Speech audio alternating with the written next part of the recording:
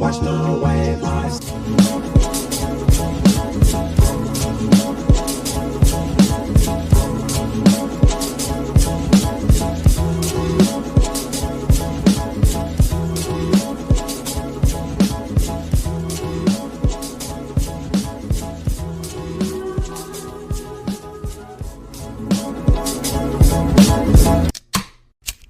You ready?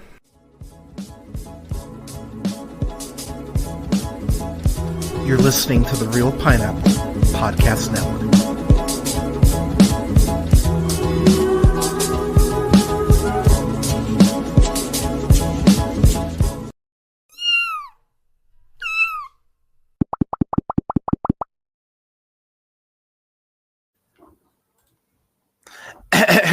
Good evening, ladies, gentlemen, days, and gays.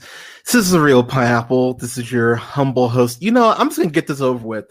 I'm here to review Emilia Pérez. This is fucking shit. I cannot believe this won Golden Globes. I swear to God, if this wins an Oscar, if this wins anything at the Oscars, it is a goddamn shame. Okay. So let me tell the story of this real quick. I watched this yesterday. I watched this with my lovely partner, and I'm at the end of the Real Pineapple season. Usually starts. I'm going year round, but as far as like the cutoff for Oscars and for cutoff for best of and worst of, I usually shoot for mid-January. That's usually what I shoot for, and so it lines up kind of perfectly. I'm looking at as I've been saying, I will be doing the best of and the worst of on the 18th. I think I'm going to go ahead and do it as one podcast and then just cut it and then go ahead and upload those both as separate audio reviews for y'all. But yeah, I'll be doing the best worst of on the 18th. So I'm giving myself one more week, basically up until next Friday, to go ahead. It's a little over a week. Give myself a little time to go ahead and watch, these last couple films I really want to watch. So, like, I'm going to check out Memoirs of a Snail, and I'm going to check out Conclave. I'm going to check out, Ghostlight. I'm going to Cuckoo. So, just name a few. So, there are other films I want to check out before I go ahead and wrap everything up. But with that said, I didn't really know what Emilia Pérez was about. I knew it was a Netflix film that was kind of getting a little awards buzz. That's all I knew about it. Was just that it was just this movie. And I'm gonna be real, y'all. I'm really happy I watched this because this is not getting dragged nearly enough for how incredibly problematic it is. I don't even know where to start, to be honest. So, the plot, which, goddamn, the fucking plot. Okay. So let me backtrack a little bit. This is written by Jacques Audiard, is what I'm gonna go with. Who's born in France, so not not Latino, not Mexican. Here's the thing. This feels like Tyler Perry making a trans film. Like someone who clearly has never talked to a trans person or gone to like a trans march or like anything.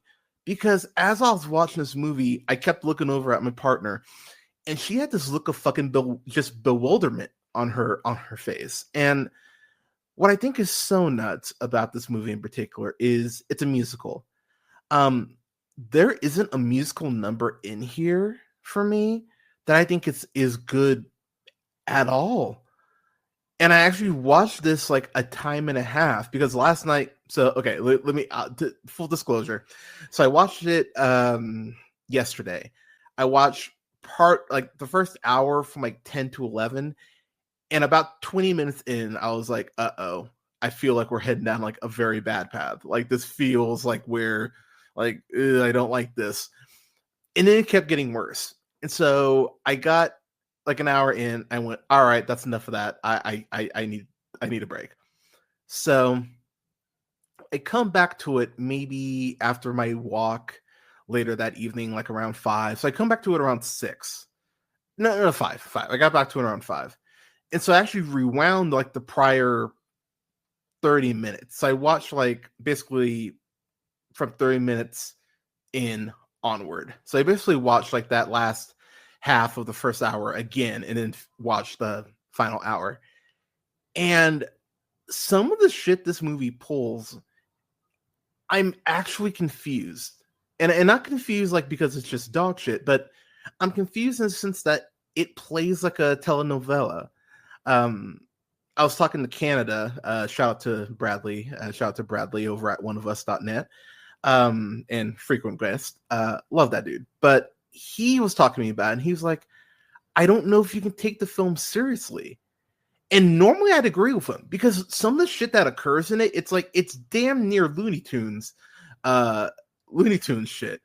But the problem is the movie plays it straight. So it's like the movie's playing a joke on itself, but it's not in on the joke. It's so goddamn confusing. And this is like if performative allyship could be a film, it would be Emilia Pérez. This is one of those films that people make to feel themselves like we're actually talking about trans issues when this film isn't talking about them at all. And actually what this film does and the way it presents trans issues is actually way more of a step backwards than it is a step forward. This is to trans rights what Zack Snyder's Sucker Punch is to feminism. It's one of these things that it just went there. You're so far up your own ass and you're so completely off the mark that I'm gonna be real, y'all. I feel really bad for Carla Sofia Gascon, who plays Emilia, and Manitas, who he is before they go ahead and transition. I think I would love to see them in something else because I think there's something there. I really haven't seen them in like anything. But I think like apparently they've been acting for years. They've been acting since like 90, like really consistently since 96. So I mean they've been acting for a minute. But this is a fucking bummer. And I really do wonder if she maybe got like the concept of what this was, which even if you just hear the concept, the plot of this is like, ugh. But maybe she was sold a bad bill of goods. Like I could see that happening where, hey, we got you already signed the contract, like shut the fuck up. Like this might be a case of that. Who I will not give an out to is fucking Selena Gomez and Zoe Saldana, because holy fuck. So here's the thing. And this is something that I do not think enough people are bringing up whatsoever in terms of this. So this is the help for trans people, basically. Because this is, you have this character, Emilia, a trans woman who's going ahead and trying to get her family back. Kind of, sort of. I'll get to that in a second. But could we tell it from the trans woman's perspective? Oh, no. Let's tell it from the straight cis woman's perspective. It's like Tony Soprano gets to tell a shit from his perspective, but if you're a person of color or you're a member of the LGBTQ community, fuck your story. Someone else has to tell it. We have to Amistad that shit. It is so fucking maddening. And I've read a couple reviews. I didn't read any reviews before I watched this. I didn't read a goddamn review. I went in completely blind. And as I was sitting there watching this, I just went, of course. You know what? I'll get to that in a second. So the plot, as it is Zoe Saldana. She goes ahead and she plays Rita, and Rita is this woman who is a lawyer. She's very unappreciated. She's trying to fight for like the little guy, and she just finds herself continuously running into roadblocks. And so, which opens up with this music number with her talking about how like she's unappreciated, but she has a fat ass, which, look, Zoe Saldana, God bless you, girl. Like she does not at all. Not even for never mind. I'm just, never mind. Not even getting into it. So basically, she's dealing with this one case where this guy kills his wife, and she's basically told, call it a suicide. We're not going to fight this shit. Just just take what you can and let's move forward. And so they go ahead and they do that. And so she sings a song about being underappreciated and how she just wants to do good and and yada yada yada. And so she randomly, it's very weird too. Like it feels like they do this just to get her into the bathroom to take the call. Like it's so she randomly like goes up to this girl from fucking nowhere. It's just like, oh, do you have a tampon? And the girl's like, oh yeah, sure, and gives her a tampon. And then she goes into the bathroom and then gets this mysterious call on her phone, which, by the way, the bathroom she goes to, it looks like a saw trap. It looks like I was looking for that fucking puppet because it is the creepiest looking bathroom in the world. How she went in there by herself or didn't maybe wait for someone else to go in and then go in, I will never fucking know. But it is like the creepiest bathroom I've ever seen. So she gets this call from this mysterious voice going, "Hey, are you Rita?" And she's like, yeah. And he's like, "Do you want to be rich?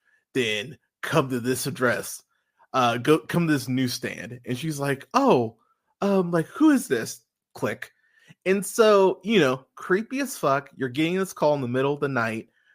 Does she go, maybe I won't go to this newsstand? No, she totally goes. Just goes to this newsstand by herself, gets the black bag put over her face, dragged into a van or car, whatever.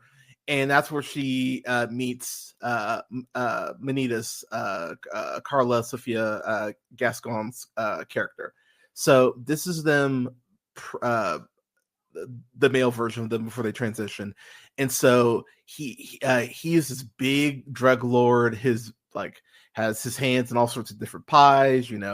Drug, money laundering, blah blah blah. I'm sure human trafficking, even though they actually never technically say that, which is weird for a drug dealer, but again, what the fuck ever. So they go ahead and they lay all this out. And so what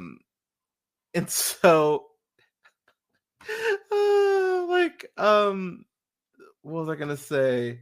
God, I completely lost my train of thought. Oh yeah, so they've made political allies and wiped out their competition.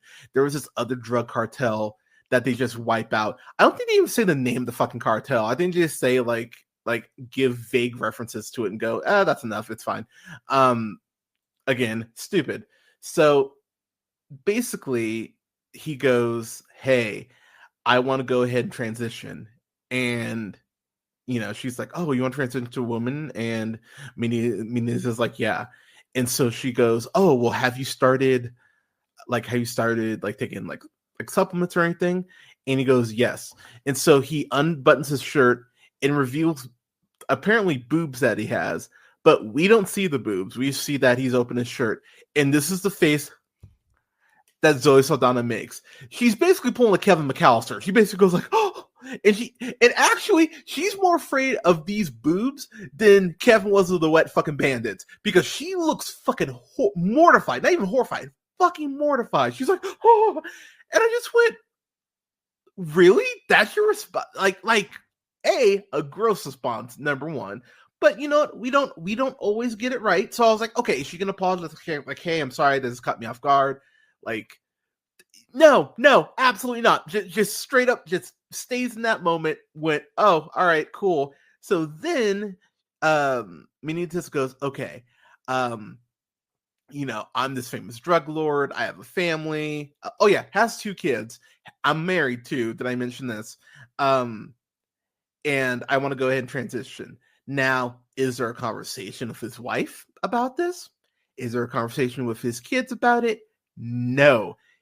The call he makes is, I'm going to go ahead and do this. You need to find some great doctor who's in a country that will keep this shit quiet so I can go ahead and get the surgery done. Okay, fine. But this is a man who's killed people. Zoe Saldana's Rita is very aware that he's killed people. And she just goes, oh, okay. It takes no coercing at all. He basically just lays out what he wants her to do, and she goes, "Oh, okay, cool." It was like, and from that moment, I'm sitting there going, "Okay, is this a telenovela? Is that the route they're going? Are they just gonna go like batshit crazy balls to the wall?" And the weird thing is, they kind of do. Like, if this trans element isn't in here, and it's just like, like a woman who wants to get her family back, or like, you just remove this trans element, or a guy who wants to go ahead and get his family back, like maybe he cheated or something like that, and like Selena Gomez is taking the kids or something like that. That could at least be something. And then maybe like just go nuts, have her form her own cartel or whatever out of revenge to go ahead and take him down. Like, go full tilt with it. But the problem is that the the the transitioning is so manipulative in that way, because he doesn't have any conversations with anyone. Like, his family should have been the first people, even if those are the only people he tells, which is more than he's well within his right to do. But if he's like, "Hey, I've never felt comfortable in my own, in my own skin," has a conversation with Selena Gomez, that could have at least been a powerful moment. If you've watched Selena Gomez like do some dramatic stuff, she's very capable in doing it. And yet, like, she's given nothing to do here except react. And okay, let me back up a little bit. Oh my gosh, I'm. Oh yeah, so there's this point where Zoe Saldana goes to talk to this surgeon, and this. Here's the other thing.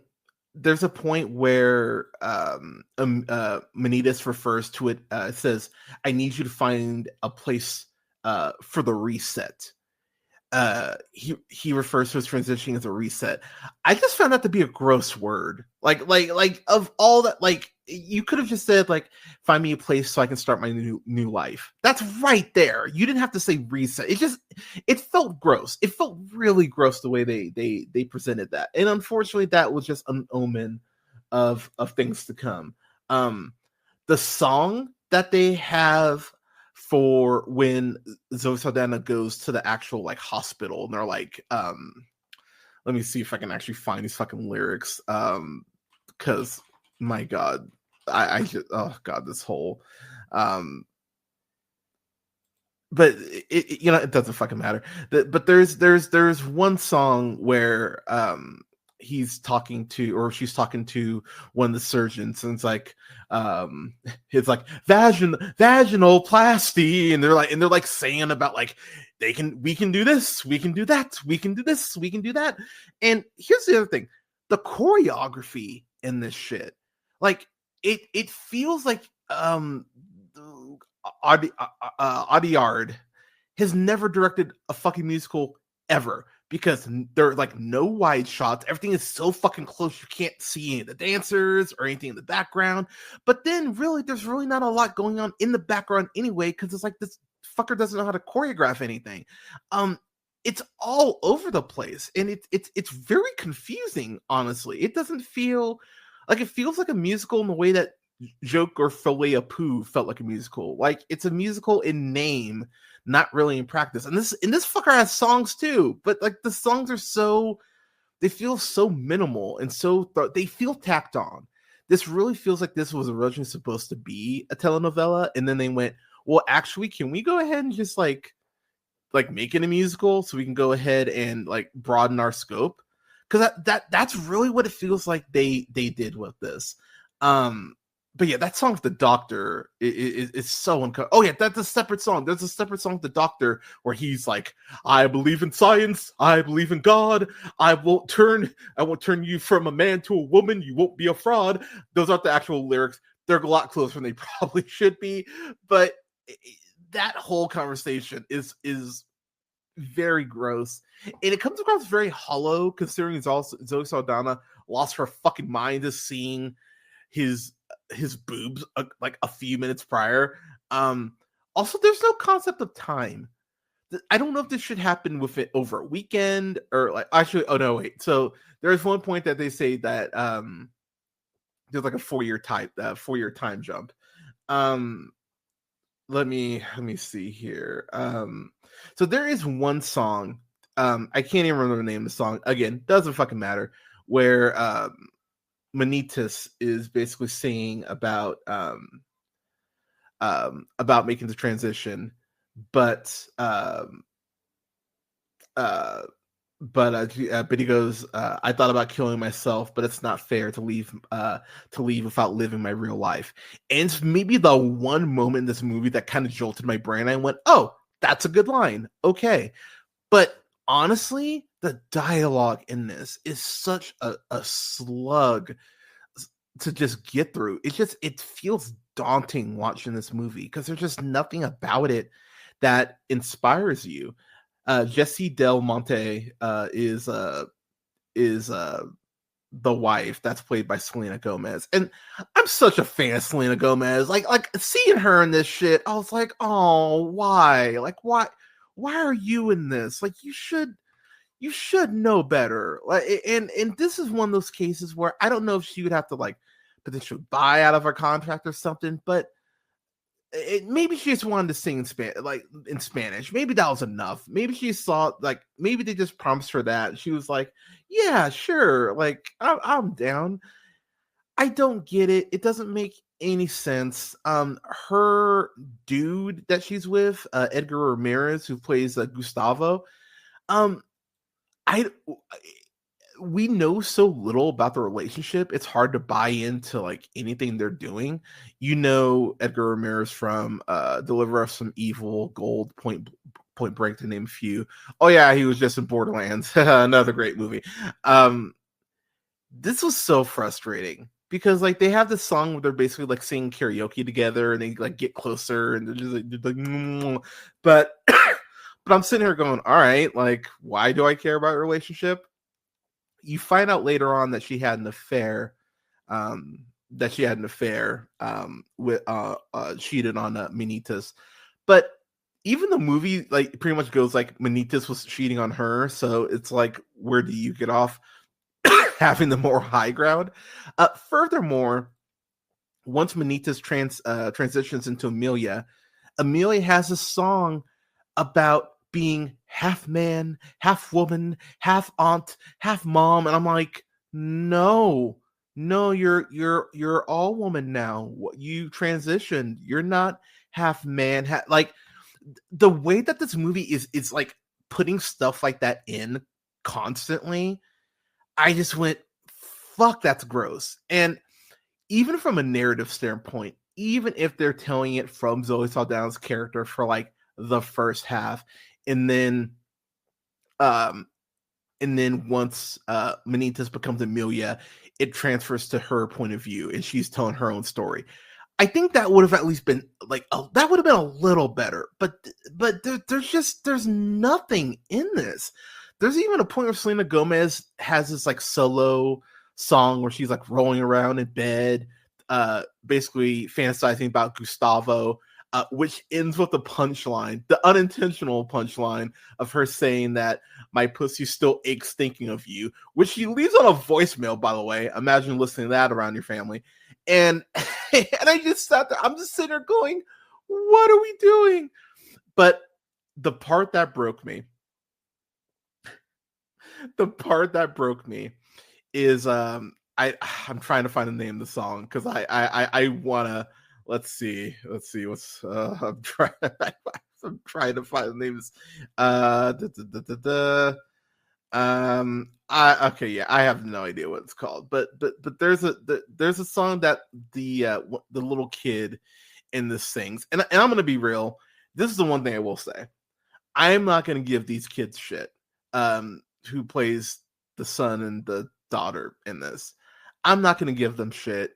They're kids. I'm sure, I'm sure they got paid well, and at this point they're just trying to get their career started. I'm not going to give them shit for this. Like, these kids are young, but yeah, I'm sure they're going to look back on this and be like, remember I was in that Emilia Pérez? Haha. Like it's one of those things where it's just like, these poor kids. So there's this moment because once Manitas transitions to Emilia, she goes ahead and prior to that, she had asked Rita to basically get her family out of Mexico. And so Rita goes ahead and takes Jesse and the kids and goes ahead and takes them to I think it's Switzerland. So they're in Switzerland for 4 years, which at this point, I think I alluded to it earlier, or I might have just straight said it, but there's a point where Manitas, when they transition, they go ahead and fake their death. So it's all over the news that this big drug dealer has died in like a fiery car crash. This is before he never tells Jesse that he's transitioning, never tells her about the plan, just straight up pretends to kill himself, fakes his death, transitions to Emilia. So she's thought that her husband is dead for 4 years. And so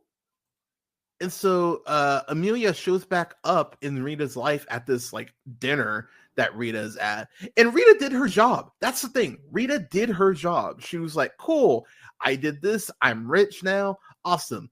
Emilia shows up and goes, oh, hey, bitch, I'm back. By the way, this is me. You need to go ahead and start working for me again. And again, they have maybe one conversation about it. And Rita's kind of like, oh, I don't know if I should work with you again. She's basically like, come on. And Rita goes, oh, okay, cool. It's like, you dumb bitch. So like, I'm sitting here watching this movie going, there's no one for you to like. No one can fucking sing. There are no numbers that work. These poor kids are getting screwed over. So it's like, who am I supposed to root for? Like, why am I watching this? There's no goddamn reason to watch it. You might as well watch a telenovela. I guarantee you the acting's better. And let me say this too. The big song that Zoe Saldana won for, El Mal, bullshit. Fucking bullshit. That should be the number of the movie. It is not. There is no number in this movie. Zoe Saldana rapping is the equivalent of Madonna rapping. Like, it's something I never want to fucking hear again for the rest of my life. Like, oh my god, like Zoe Saldana, it's so weird to see her in stuff like The Losers or like The Words, where like you can feel some confidence coming off of her. Like, seeing her in interviews, she comes across as incredibly confident, incredibly cool. I don't know where that swagger went. I don't know if she like took an Ambien the night before and just couldn't wake up before in time for the fucking number, or what it was, but there is no charisma coming from her when the movie needs it the most. And the last thing I'll or one of the last things I'll point out, there's this point where, as I mentioned, Emilia goes ahead and gets Rita to get the kids back to Mexico. And so Emilia is playing it off as she's their aunt. She's this long lost aunt that they never heard about. Of course, Jesse never fucking questions this because you would think you would know about your partner's, family. But again, fuck you, fuck me, fuck you. So Emilia goes ahead and tucks in the one kid.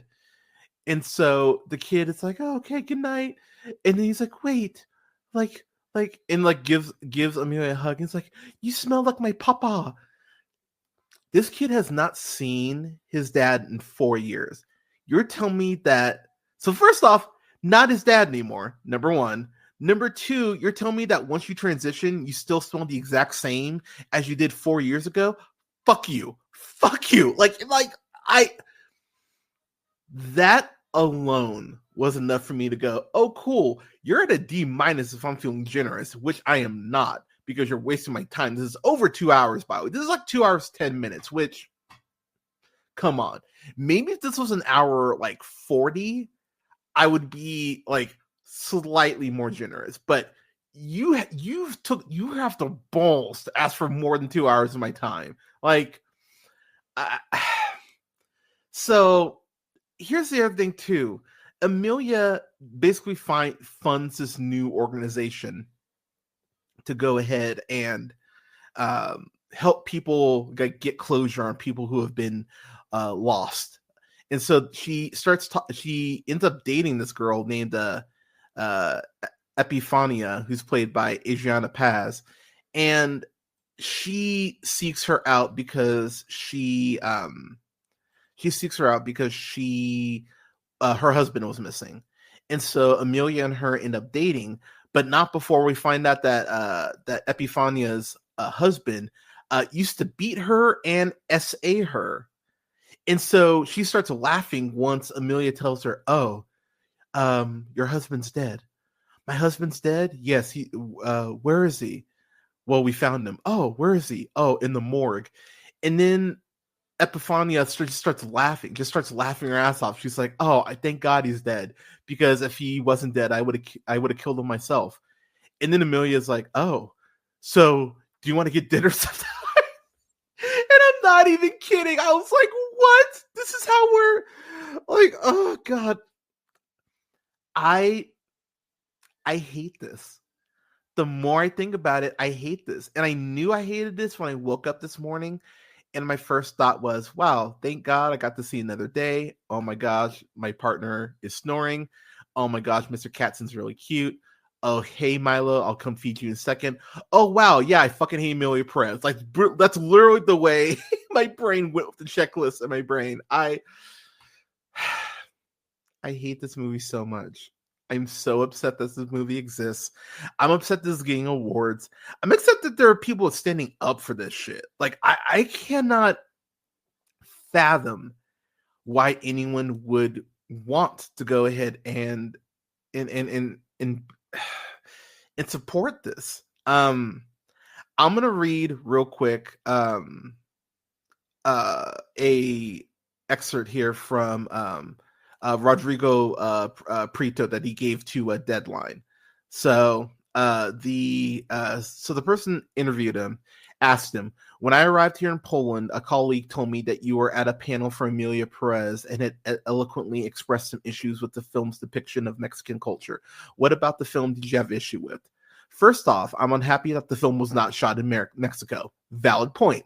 Secondly, why wouldn't you include more Mexican people to participate in the production? Not even just as actors. We do have Adriana Paz in the film, and she's great. I think she's great. It was a breath of fresh air when I saw her in the movie. She feels Mexican to me in an authentic way. Everything else in the movie feels inauthentic, and it really bugs me, especially when the subject matter is so important to us Mexicans.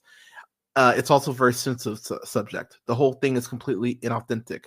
I'm not talking about the musical side of it, which I think is great.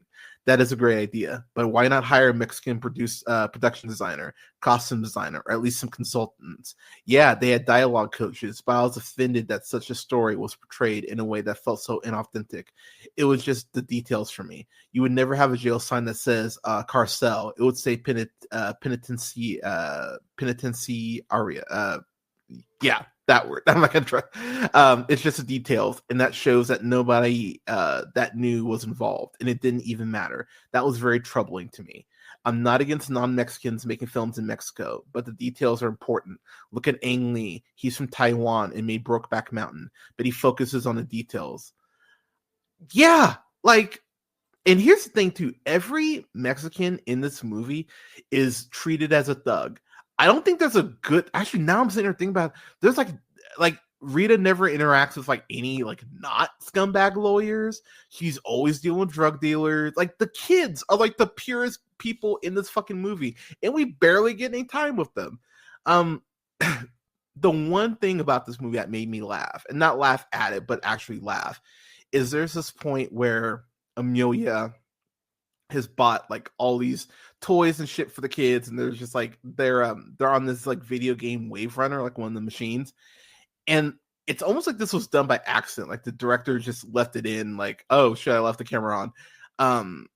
The director leaves the camera focused on the gaming machines, and Amelia's maids kind of look around, and one of them jumps up on the ski machine, starts using it.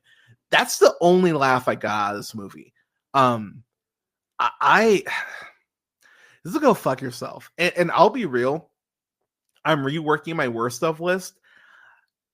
I actually moved this up from where I had it last night. Like I thought it was shit last night, and I woke up today and I was just like, wow, I fucking hate this. So to everyone involved in this movie, be better. Seriously, be better. Read scripts. Like ask to read the goddamn script before you sign the goddamn contract. And here's another thing. Fuck you, Netflix. And you know, I'll say fuck you for this reason. it's amazing that they're pushing this as a big awards contender.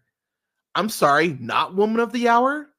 Anna Kendrick's directorial debut that actually has something to say and has some great acting performances in it. Not gonna push that shit. No, this bullshit. Fuck this movie. Fuck everything about this movie. Man, I'll be real. If Zoe Saldana wins for best, I'm not even gonna put that in the universe. Nope. She will lose. She will lose, and she deserves to lose. She does not deserve to. There deserves to be no awards recognition for this bullshit. This shit is trifling. But yeah, go fuck yourself to the highest degree. I never want to watch this again. I might even ask if y'all, what did you think about Emilia Pérez? Because I don't really care what you thought about it. Because if you liked it, you're a fucking moron, and if you didn't like it, then awesome, you agree with me. But yeah, I won't even ask because I you know what? You can find the show on socials. Like, just search The Real Pineapple. Wherever you find a podcast, also on YouTube. You can follow me on Twitch at twitch.tv/Real Pineapple. Black Shazam on Letterboxd, realpineapple.bsky to social on Blue Sky. Fuck, I'm so mad. I'm so irritated. Oh, god damn it. And then J Hunter Real Pineapple, J Hunter, then REEL Pineapple at Instagram and TikTok. All right. As far as the rest of the week, I'll have a stream tomorrow, a watch along for AEW Dynamite. Be talking about that.